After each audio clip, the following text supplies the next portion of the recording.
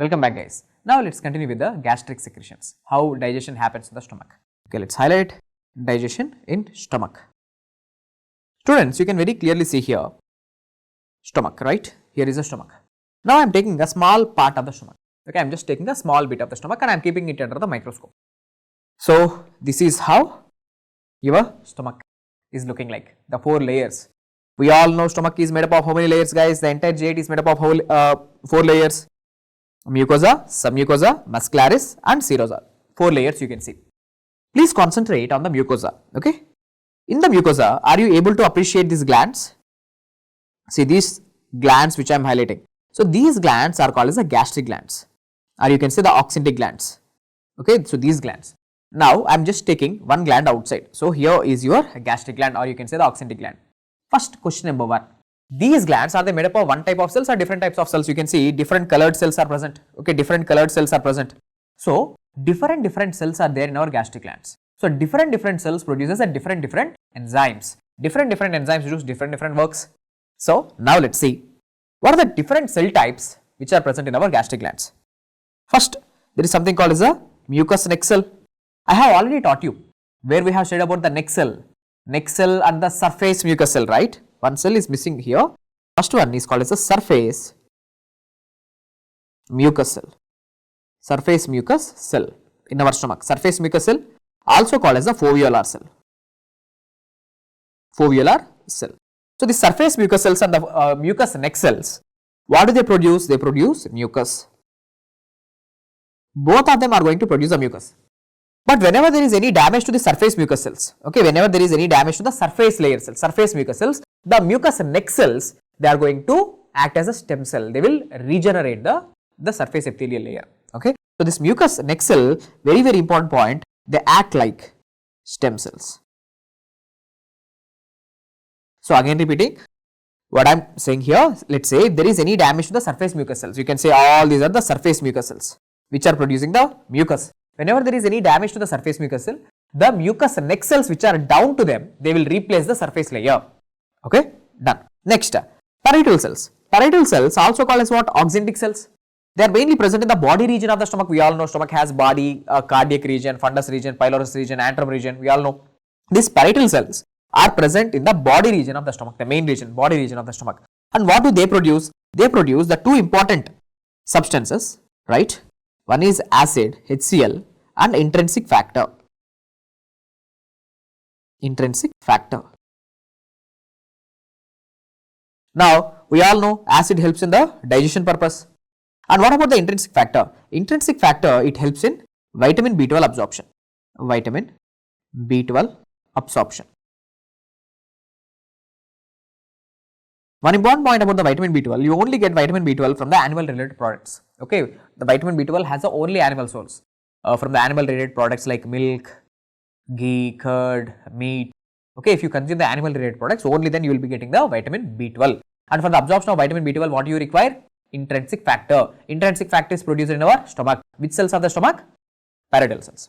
Done. Next, what about the enterochromaffin-like cells? See guys, these are enterochromaffin-like cells, not enterochromaffin cells, enterochromaffin-like cells. These enterochromaffin-like cells, they produce the histamine. Okay, histamine. Enterochromaffin cells are different. Enterochromaffin cells produce serotonin. These are different. Okay, I am not talking about the enterochromaffin cells. These enterochromaffin cells are present in our intestines. Okay, but right now I am talking about the stomach. So in stomach, in the gastric glands, which cells are there? Enterochromaffin-like cells are there. And what do they produce? Histamine. Fine. Next, chief cells in our stomach. The chief cells are also present in the body region of the stomach. What do they secrete? They secrete enzymes. Which enzymes? Pepsinogen. Okay, pepsinogen and gastric lipase. Okay, gastric lipase. Next, what about the D cells? See, D cells are the delta cells wherever you see, they produce somatostatin. Now, students will start to have it out. Sir, we have studied about the somatostatin in the brain. Somatostatin decreases the growth hormone release. Yes, somatostatin is produced in the brain, in the hypothalamus. True. Somatostatin is also present in the pancreas. Okay, somatostatin, the delta cells of the pancreas produces the somatostatin. Somatostatin inhibit the release of the glucagon, inhibit the release of insulin. Somatostatin is a universal inhibitor. We have studied, but the same somatostatin is also released in the stomach. Okay. Next, G cells. The G cells are the gastric glands. What do they release? They release gastrin. Okay, what do they release? Gastrin. Now, students will start to have it out. Sir, we know what is the function of the mucus. Mucus helps in the lining. Okay, it helps in the lining. It is it's giving the protection from the HCl. Okay, we know about the HCl also. Helps to kill bacteria, helps to activate certain enzymes. Fine. But what is the importance of this pepsinogen gastric lipase? The pepsinogen gastric lipase, these two. Pepsinogen gastric lipase, they are enzymes.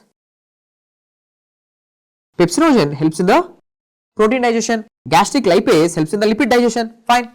Okay, we also know about the pepsinogen and gastric lipase. Then what about this histamine? What is the function of this histamine? See, histamine along with gastrin, not only histamine, along with gastrin, they will stimulate the parietal cells. They will stimulate the parietal cells to release the acid. So, histamine and gastrin, they are acting like a stimulus for the release of acid. They helps in the acid production, guys. How? I will tell you. In the next page, I will tell you. Now, once digestion is completed, let's say, once the digestion is completed in the stomach and the food is moving into the intestines. Do you want acid production now? No, we don't want to produce acid. Once the digestion is done, we don't want to produce the acid. So, who will stop the acid? Somatostatin. Somatostatin stops the acid production, decrease the acid production. Okay, done. So, these are the different cells producing different hormones. Let's say histamine from enterochromaffin-like cell, somatostatin from D cell, gastrin from G cell, intrinsic factor from parietal cell, acid from parietal cell, mucus from the surface mucus cell. So, now let's see how exactly acid is getting produced. Okay, what is the exact mechanism by which acid is coming from this parietal cell? First of all, the cell that I am showing you here. See, this cell is the parietal cell. How can you say this is a parietal cell, sir? See, it is releasing what? Acid into the lumen of the stomach. This cell, it is releasing the acid into the lumen of the stomach. Okay, see, here is the parietal cell. Fine. Now, let's start from here. Today, you have taken your lunch. Let's say lunch or dinner, something. You have taken something. Now, whenever you eat food, that's going to cause a distension of the stomach. Distension of stomach. This is the most important word. So, it's the distension of stomach. Whenever your stomach wall is getting distended, so this is the stimulus for the activation of the G cells. So, now G cells are activated. Now, what these G cells will produce? Now, because of the distension of the stomach, the G cells will start to release a hormone into the blood called as a gastrin. So, this hormone is released, gastrin. Okay. Now, what this gastrin will do? Now, this gastrin, let's say here, this guy, gastrin, he will come, okay, through the blood, he will come and act on the parietal cell. Okay, through the blood, he is coming back and acting on the parietal cell. Means stimulating the parietal cell. Stimulating the parietal cell to release what? To release the acid. This is the time food came, you have to release the acid. So, gastrin is the stimulus number 1. Have I taught you? Gastrin increases the acid release. Yeah, here I have taught you. See what the gastrin is doing? Gastrin is giving stimulus for the release of acid. Now, gastrin is acting on which receptor? The receptor is important. Gastrin is acting on the cholecystokinin B receptor, CCK-B receptor. Fine. Now, the same gastrin through the blood, it is also going and stimulating the enterochromaffin-like cells. So, it's the same gastrin. Right here, gastrin. Guys, it's coming and stimulating which cells? Gastrin, it's stimulating enterochromaffin-like cells. Now, enterochromaffin-like cells releases histamine. Okay, histamine. Now, this histamine, what it will do? Histamine will come and act on the histamine receptor. See, on the parietal cells, histamine receptor is also there. So, histamine is coming and stimulating its receptor. So, again one more stimulation. So, question is, histamine is stimulating which receptor? The name of this receptor is called as a H2 receptor. Okay. What is the stimulus number 1? The stimulus number 1 is gastrin. Gastrin stimulating the parietal cells. Also histamine stimulating the parietal cells. But who is the one responsible for the release of the histamine? Again, the answer is gastrin. So, gastrin stimulate the enterochromaffin cells to release the histamine. Okay. Done. Apart from this, one more stimulus is there. One more stimulus for this parietal cell. What is that? It's a parasympathetic nervous system. See, whenever your parasympathetic nervous system is activated, the vagus nerve, you know, vagus nerve is innervating our stomach. Vagus comes to our stomach. Now, this vagus nerve releases neurotransmitter called as the acetylcholine.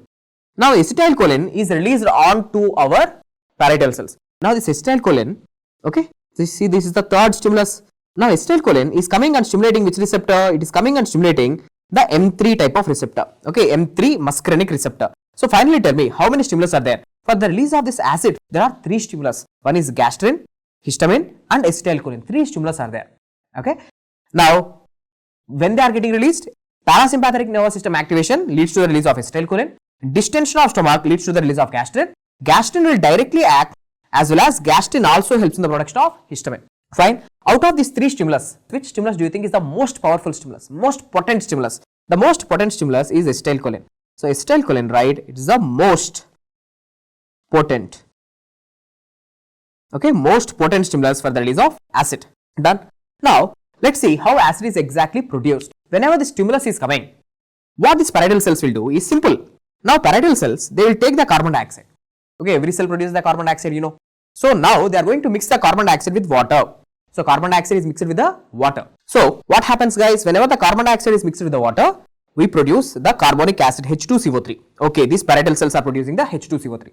With the help of enzyme called as a carbonic anhydrase, this H2CO3 is going to split into H plus ions and HCO3 minus ions. 2CO3 is splitting. Okay, so finally what do we produce? We have produced this acid H plus. H plus is a proton, you know, acid.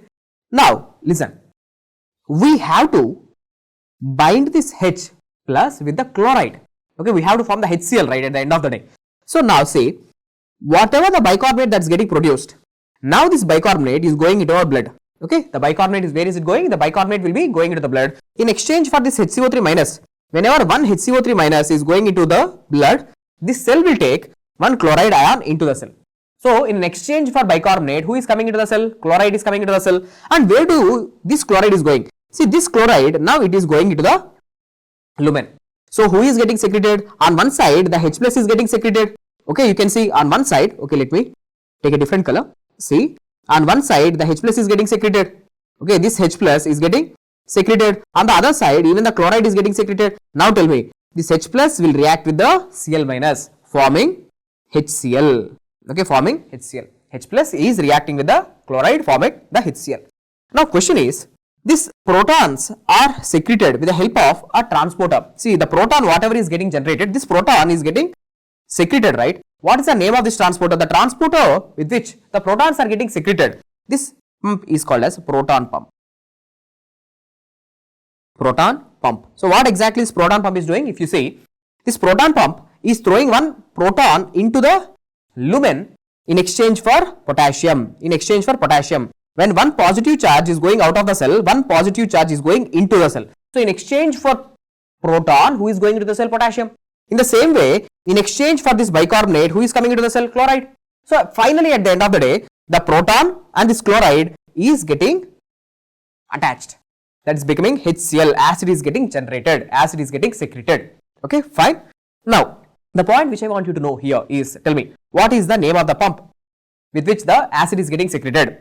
Proton pump, or H plus, K plus ATPase, hydrogen proton ATPase. Now while you are producing the acid, see, whenever you are going to eat, there is distension of the stomach and acid is getting produced. But whenever the acid is getting released in the stomach,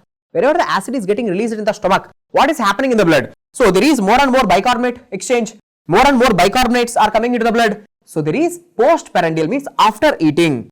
After eating means postprandial. There will be alkaline tide. So after eating, your blood will become more basic. Okay, your stomach is getting more acidic, but what happened to your blood? Your blood will become more basic. So there is postprandial alkaline tide scene.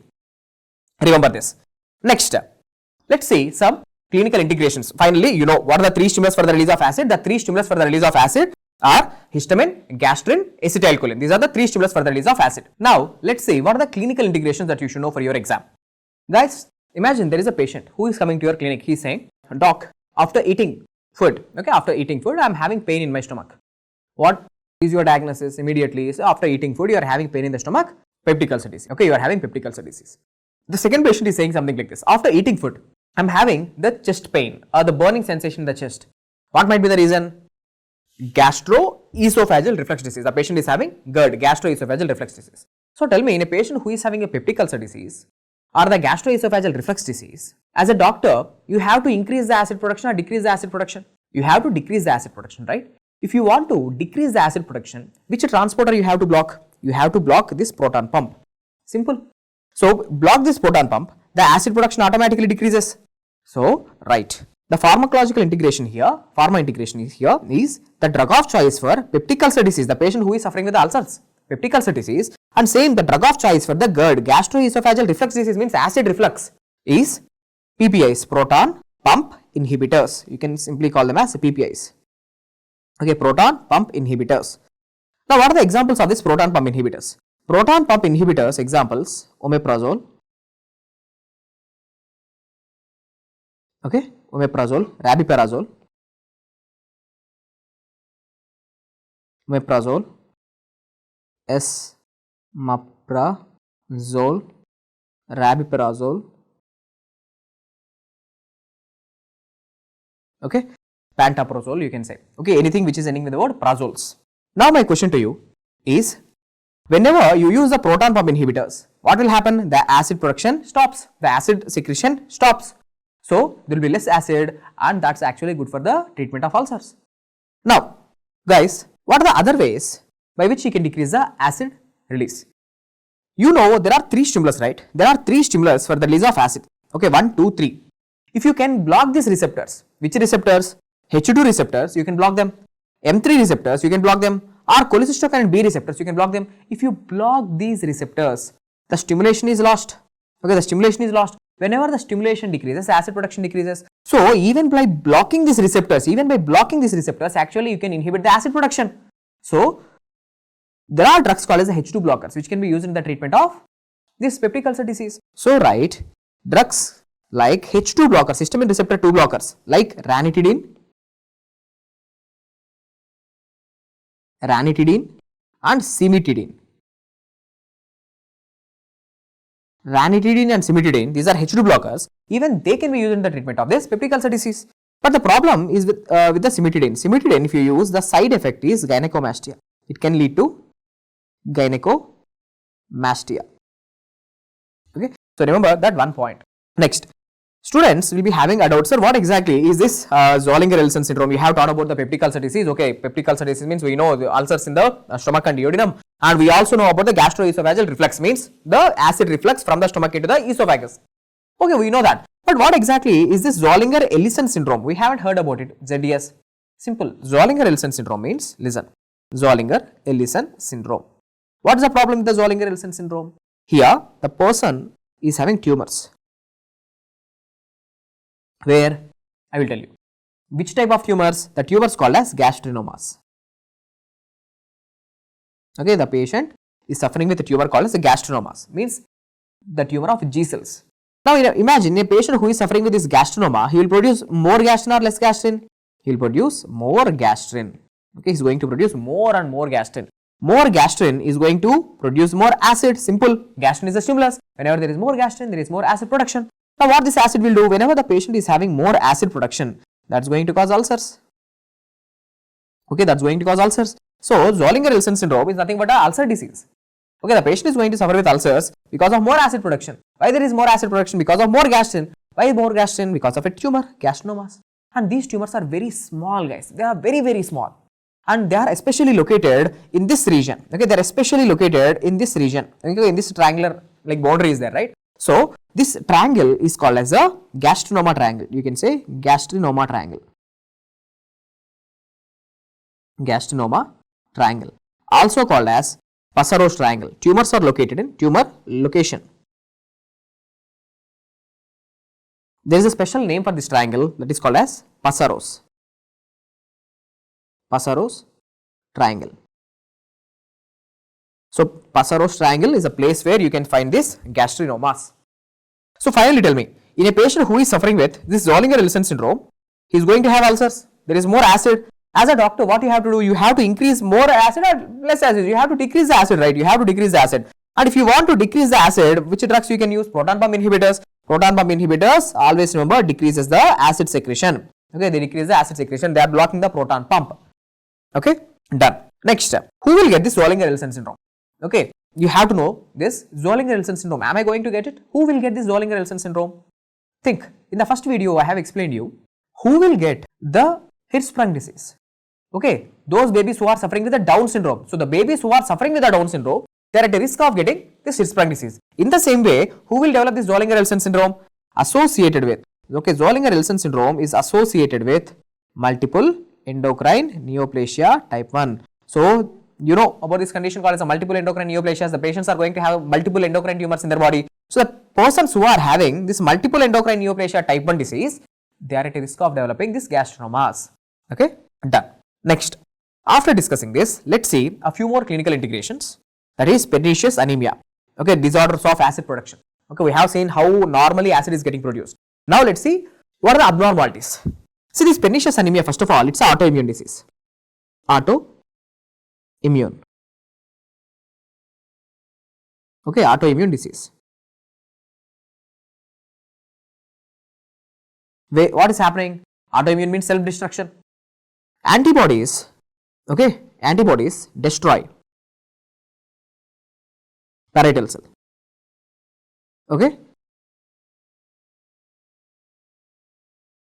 antibodies are destroying which cells, guys? Parietal cells. Now they are getting destroyed. So now my question to you: whenever the parietal cells are getting destroyed, okay, parietal cell today gone. Okay, parietal cell gas gone. Whenever parietal cells are getting destroyed, what do you think will happen to the acid production? The acid production decrease. So pernicious anemia is a condition where there is no acid. And what else will happen? There is no intrinsic factor. Intrinsic factor today, there is no intrinsic factor, no acid, no intrinsic factor. Without intrinsic factor, you cannot absorb vitamin B12. Okay, you cannot absorb vitamin B12. Now, tell me, without vitamin B12, you can have anemia. Okay, vitamin B12 is required for the production of hemoglobin. Okay, for the production of the RBC. Without vitamin B12, you cannot have the hemoglobin production. So, the patient will develop megaloblastic type of anemia. Okay, the patient is going to have the megaloblastic anemia with the hypersegmented neutrophils. So, tell me, pernicious anemia, the word pernicious itself means dangerous, severe anemia. Why? Because no vitamin B12. Why? Because no intrinsic factor. Why? Because parietal cells are destroyed. As the acid is not there, can I call this condition as achlorhydria? Okay, achlorhydria means no acid. Achlorhydria meaning no acid. Right? Now, in these people with a pernicious anemia, which antibodies are present in the blood? You can see in the blood anti-parietal cell antibodies, because the antibodies are directed against the parietal cells. The parietal cells are getting damaged. And you can also see anti-intrinsic factor antibodies. So, anti-parietal cell antibody and anti-intrinsic factor antibodies are going to be elevated. And what about the serum gastrin levels? Now, in this person, what do you think? The serum gastrin levels are going to be more or less? They are having more gastrin or less gastrin? What do you think? Let me give you the explanation first, later you decide. Guys, look at here. This is normal. Whenever you are going to take the food, that is food intake, right? Food intake, you already know it, but still I am writing. Food intake is going to cause a distension of the stomach. Distension of stomach. Now, whenever there is distension of the stomach, which cells are activated? G cells. G cells, what do they release? They release gastrin. Gastrin helps in acid production. Okay, gastrin stimulates the parietal cells. So, there is acid release. Okay, acid release. This is normal. Now, I am asking you, once you have sufficient amount of acid in your stomach, are you satisfied or not? Yes, we are satisfied with once you have enough amount of acid in our stomach, okay, enough amount of acid is there. Or you want too much acid production? Too much acid is bad, right? So, whenever you are having sufficient amount of this acid, now the same acid will inhibit the G cell. Okay, once you have sufficient amount of acid, the acid is inhibiting the G cell. G cell, enough amount of acid is there, so no need of further stimulation. So, this acid is giving the negative feedback, stopping the G cell to release the gastrin. But tell me, in a condition called as pernicious anemia, which cells are getting damaged? The parietal cells are getting destroyed. So, today there is no parietal cell. Whenever parietal cell is not there, what will happen to the acid production? There is no acid. Okay, there is no acid, achlorhydria. Without acid, do you think this negative feedback will work? No negative feedback. Without negative feedback, the G cells will produce more gastrin. The person is not having acid, right? So, in order to produce the acid, the G cells are trying to produce as much gastrin as possible. So, gastrin levels are elevated. So, in a patient with pernicious anemia, the serum gastrin levels elevated. Okay, elevated. The acid levels are less, but the gastrin levels are more. So, what about this MMA? So, MMA stands for methyl malonic acid. Okay, methyl malonic acid. What about this methyl malonic acid? Guys, you have to understand megaloblastic anemia. Okay, the megaloblastic anemia, you know, it is because of both vitamin B12 deficiency or B9 deficiency. Megaloblastic anemia can be due to vitamin B12 or it can be due to vitamin B9. Now, let's say my patient is having right now megaloblastic anemia. Now tell me, the megaloblastic anemia, is it because of vitamin B12 deficiency or is it because of B9 deficiency? We all know it is because of vitamin B12 deficiency. So how to establish when you are having a patient with the megaloblastic anemia, is it because of vitamin B9 deficiency or is it because of vitamin B12 deficiency? By checking the methylmalonic acid levels. In a patient with vitamin B12 deficiency, you know, the patient is going to have elevated levels of methylmalonic acid. Okay, methylmalonic acid levels will be elevated. Also, these people will have neurological symptoms. Okay, it's not just the anemia component, it's not just the anemia. These patients will also have the neurological problems. Okay, but vitamin B9 deficiency, the patients are not going to have elevated levels of MMA or the patients won't be having any neurological problems. So, with this what we have completed? We have completed the Pernicious anemia, autoimmune disease where parietal cells are getting targeted, anti-parietal cell antibody, anti-intrinsic factor antibodies are going to be present whenever the parietal cells are gone, no acid, so leading to achlorhydria, and no vitamin B12 leading to severe megaloblastic anemia. Okay, and the serum gastrin levels are elevated and the methylmalonic acid levels are also elevated. Next, now let's continue with the Menetrier's disease. What exactly is this Menetrier's disease? Very simple. See here, this is the stomach. Okay, gross. Okay, appearance of the stomach. What happened here? You can see this gastric rugae. Okay, this gastric rugae, they are hypertrophied. In a normal person, we can see the gastric rugae are present. Okay, elevation, depressions are present. But here, it's too much. And how the stomach is actually looking like? Sir, it's actually looking like a stomach, sir. It's like an elevation, depression. It's almost like a brain. It's almost like giving a appearance of like a gyri and sulci. This is called as a cerebriform appearance. Okay, cerebriform appearance are like a brain-like appearance of the gastric mucosa. Now, why it will happen? First of all, this is an image-based question. And why is it happening? Because of the cell which you already know. What is the cell? See here in this condition, there is foveolar cell. In certain conditions, the foveolar cells will undergo hypertrophy. The foveolar cell hypertrophy. The foveolar cells are undergoing hypertrophy. Because of this foveolar cell hypertrophy and also hyperplasia will occur, because of the foveolar cell hypertrophy and hyperplasia, the gastric rugae will become more prominent, making it cerebriform appearance or brain-like appearance. Okay, brain-like appearance of stomach. So now you tell me, whenever there is foveolar cell hyperplasia or hypertrophy, there is more mucus getting produced or less mucus? So in this condition, more mucus is getting produced. Whenever you are producing unnecessarily you are producing more mucus. Okay, whenever you produce more mucus, is it good or bad? Definitely bad. Mucus is nothing but a protein. You are losing the protein unnecessarily. Too much of anything is bad. So whenever you produce too much mucus, that can lead to protein loss. So that's why this condition is also called as protein losing enteropathy. Okay, protein losing enteropathy, guys. So if they ask you which of the following is an example of the protein losing enteropathy, Menetrier's disease. What is happening in the Menetrier's disease? There is foveolar cell hyperplasia. Okay, in certain conditions there is foveolar cell hyperplasia going to be seen, which is going to give the stomach a brain-like appearance or the cerebriform appearance. Done. Now, what else you should know? Guys, what are the digestive enzymes that are producing in the stomach? We are still in the stomach, right? Gastric secretion topic. What are the digestive enzymes producing in the stomach? I have already taught you. That is pepsinogen, and gastric lipase. Okay, gastric lipase. I have taught you pepsinogen helps in the digestion of what? Proteins. Pepsinogen helps in the digestion of proteins. Gastric lipase helps in the digestion of lipids. In saliva, there are enzymes for the carbohydrate digestion as well as the lipid digestion. But there are no enzymes for the protein digestion in the saliva. But look at the gastric secretions. In gastric secretions, there are enzymes for the digestion of the proteins and lipids. But there are no enzymes for carbohydrate digestion. No Amylases. So what are amylases, guys? Amylases are the enzymes which digest the carbohydrates. So tell me, in gastric secretions, okay, the enzymes which are producing the stomach, which enzymes are not present? No amylases, or you can say no carbohydrate digestion. Okay, no carbs digestion. There are no enzymes for the carbohydrate digestion. Okay. Now, question to you, just recollect who produces this pepsinogen and gastric lipase. It's the chief cells, not the parietal cells. Parietal cells produce the acid. It's the chief cells producing the pepsinogen and gastric lipase.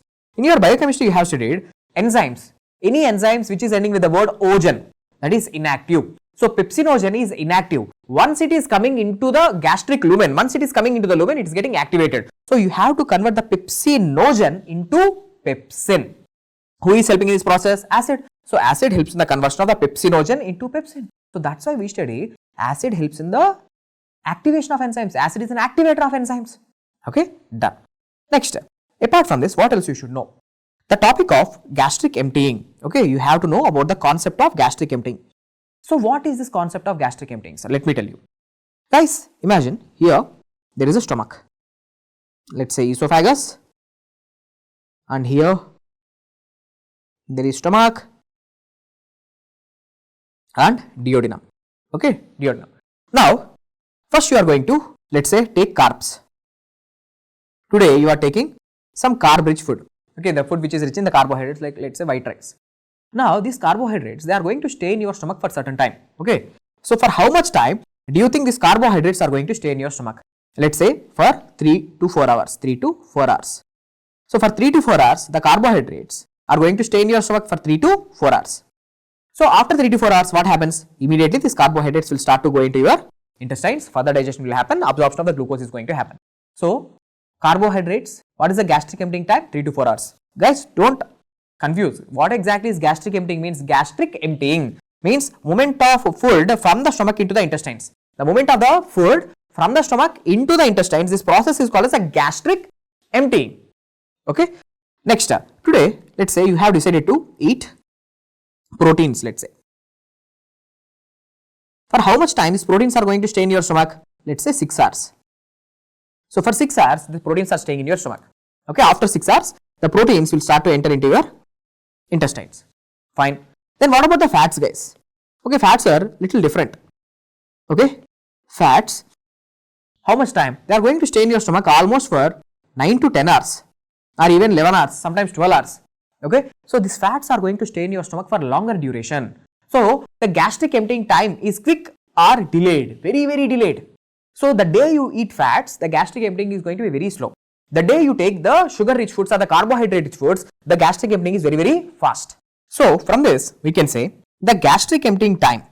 Okay, see the substances with the fast gastric emptying. Based on this gastric emptying, see carbohydrates has fast gastric emptying when compared to proteins, when compared to fats. Okay, so this is the order of gastric emptying. Carbohydrates, fast gastric emptying.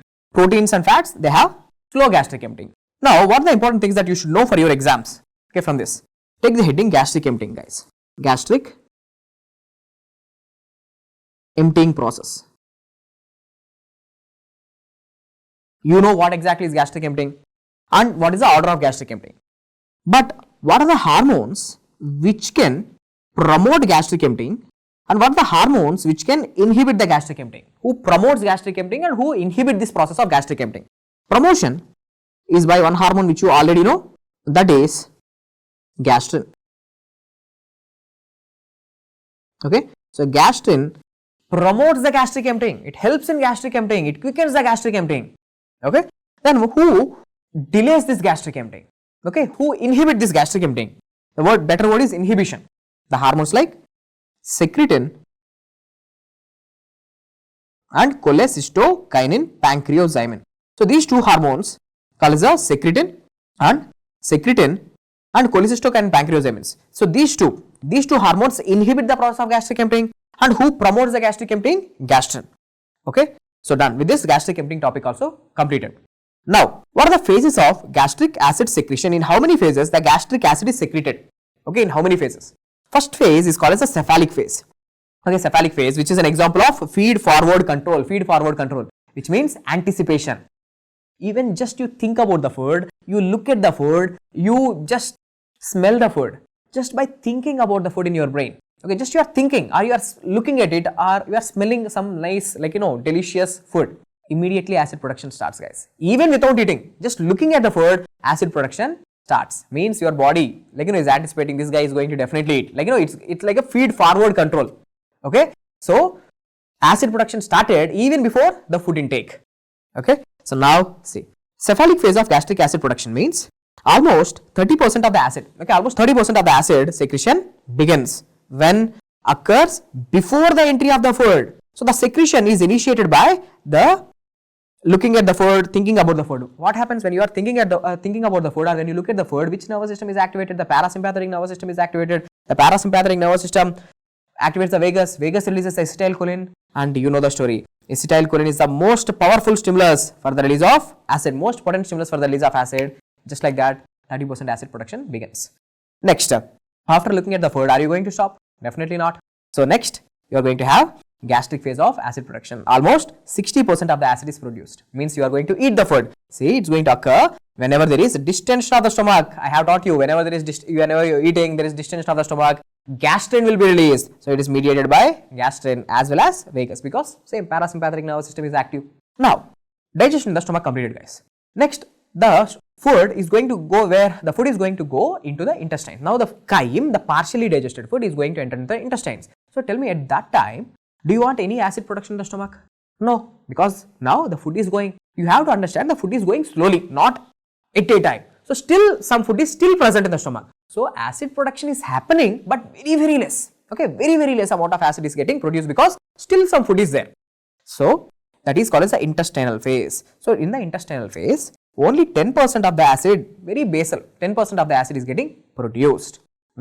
So this intestinal phase means when the food, the chyme enters into the duodenum, when the food started to enter into the duodenum. Okay, so how the question is going to come? In how many phases acid is getting secreted? 3 phases. One is cephalic phase, gastric phase, intestinal phase. How much? 30%, 60%, 10%. The maximum acid is produced during, so maximum acid, sir, maximum acid is produced.